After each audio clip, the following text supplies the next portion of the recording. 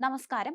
ശബരിമലയിലെ പൊന്നു കടത്തിയ കേസിൽ സംസ്ഥാനം നിയോഗിച്ച പ്രത്യേക അന്വേഷണ സംഘത്തിന് കോടതികളിൽ നിന്ന് അപ്രതീക്ഷിത തിരിച്ചടി കിട്ടുമ്പോൾ അന്വേഷണം പുതിയ തലത്തിലെത്തും. SITയുടെ അന്വേഷണത്തിൽ ഗുരുതരമായ വീഴ്ചകളുണ്ടെന്ന് ഹൈക്കോടതി രൂക്ഷ വിമർശനം ഉന്നയിച്ചതിന് പിന്നാലെ കേസ് രേഖകൾ എൻഫോഴ്സ്മെന്റ് ഡയറക്ടറേറ്റിന് കൈമാറാൻ കൊല്ലം വിജിലൻസ് കോടതി ഉത്തരവും നിർണായകമാകും. പിണറായി സർക്കാരിനെ പ്രതിസന്ധിയിലാക്കുന്നതാണ് ED അന്വേഷണം. അന്വേഷണത്തിൽ സമാന്തര ഇടപെടൽ വേണ്ടെന്ന സർക്കാരിന്റെയും SITയുടെയും വാദം തള്ളിയാണ് EDയെ അന്വേഷണം ഏൽപ്പിച്ച കൊല്ലം കോടതി ഉത്തരവ്. കേവലം ഒരു മോഷണക്കേസായി ഒതുക്കി തീർക്കാൻ ശ്രമിച്ച കവർച്ചയ്ക്ക് പിന്നിലെ കള്ളപ്പണ ഇടപാടുകൾ ED അരിച്ചുപെറുക്കും. അന്വേഷണ രീതിയെ കാറ്റാടി യന്ത്രം പോലെ കറങ്ങുന്നത് എന്ന് പരിഹസിച്ച കോടതി എന്തുകൊണ്ടാണ് രേഖകളിൽ തിരിമറി നടത്തിയ ഉന്നതരെ തൊടാത്തതെന്ന് കൃത്യമായി ചോദിച്ചതോടെ SIT പ്രതിരോധത്തിലായി. ഇതിനൊപ്പമാണ് വിജിലൻസ് കോടതിയിൽ നിന്ന് EDക്ക് അനുകൂലമായ ഉത്തരവ് വരുന്നത്.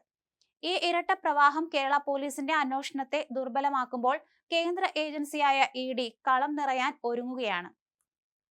SITക്ക് മുന്നിലുള്ള വഴി കടുപ്പമേറിയതാണ്. പിടിച്ചെടുത്ത രേഖകളും സാക്ഷിമൊഴികളും EDക്ക് മുന്നിൽ ഹാജരാക്കേണ്ടി വരുന്നത് അന്വേഷണത്തിന്റെ രഹസ്യാത്മകത ഇല്ലാതാക്കുമെന്ന് പോലീസ് ഭയക്കുന്നു.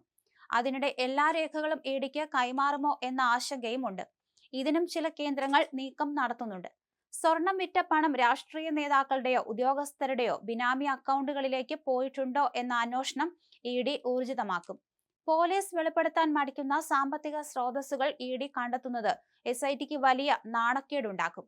ചെന്നൈയിലെ സ്മാർട്ട് ക്രിയേഷൻസിലും ബല്ലാരിയിലെ ഗോവർദ്ധൻ ജ്വല്ലറിയിലും ED നേരിട്ട് റെയ്ഡ് നടത്തുന്നതോടെ സംസ്ഥാന പോലീസിന്റെ പരിധിക്ക് അപ്പുറമുള്ള അന്തർ സംസ്ഥാന ബന്ധങ്ങൾ പുറത്തുവരുമെന്നാണ് വിലയിരുത്തൽ. രാഷ്ട്രീയ വൻമരങ്ങൾക്കും ദേവസ്വം ബോർഡിലെ ഉദ്യോഗസ്ഥർക്കും EDയുടെ എൻട്രി ഒരുപോലെ നെഞ്ചിടിപ്പേറ്റുന്നു. വരും ദിവസങ്ങളിൽ SITയുടെ പല കണ്ടെത്തലുകളും ED തിരുത്തി എഴുതും എന്നാണ് വിലയിരുത്തൽ. SIT ഇതുവരെ സ്വർണം ആര് കടത്തി എന്നതിലായിരുന്നു ശ്രദ്ധ കേന്ദ്രീകരിച്ചതെങ്കിൽ ആ സ്വർണം എവിടെ പോയി, അതിലൂടെയുണ്ടായ സാമ്പത്തിക ലാഭം ആർക്കെല്ലാം ലഭിച്ചു എന്നതിലാണ് ED ശ്രദ്ധിക്കുന്നത്. ചെന്നൈയിലെ പങ്കജ് ഭണ്ഡാരിയുടെ സ്ഥാപനത്തിൽ നിന്നും ബല്ലാരിയിലെ ഗോവർദ്ധൻ ജ്വല്ലറിയിൽ നിന്നും കണ്ടെത്തിയ സ്വർണത്തിന് പുറമെ വലിയൊരു ഭാഗം സ്വർണം വിദേശത്തേക്ക് കടത്തിയിട്ടുണ്ടോ എന്ന സംശയം EDക്കുണ്ട്. ഹവാല ഇടപാടുകളിലൂടെ പണം കൈമാറിയതിന്റെ ഡിജിറ്റൽ തെളിവുകൾ ED ശേഖരിച്ചു കഴിഞ്ഞു. ദേവസ്വം ബോർഡിലെ ഉന്നത ഉദ്യോഗസ്ഥരുടെയും ചില രാഷ്ട്രീയ നേതാക്കളുടെയും ബിനാമി സ്വത്തുകളിലേക്ക് ഈ പണം ഒഴുകിയിട്ടുണ്ടോ എന്ന് പരിശോധിക്കും. ഇവരുടെ കഴിഞ്ഞ 5 വർഷത്തെ ബാങ്ക് അക്കൗണ്ട് വിവരങ്ങൾ ED ആവശ്യപ്പെട്ടിട്ടുണ്ട്.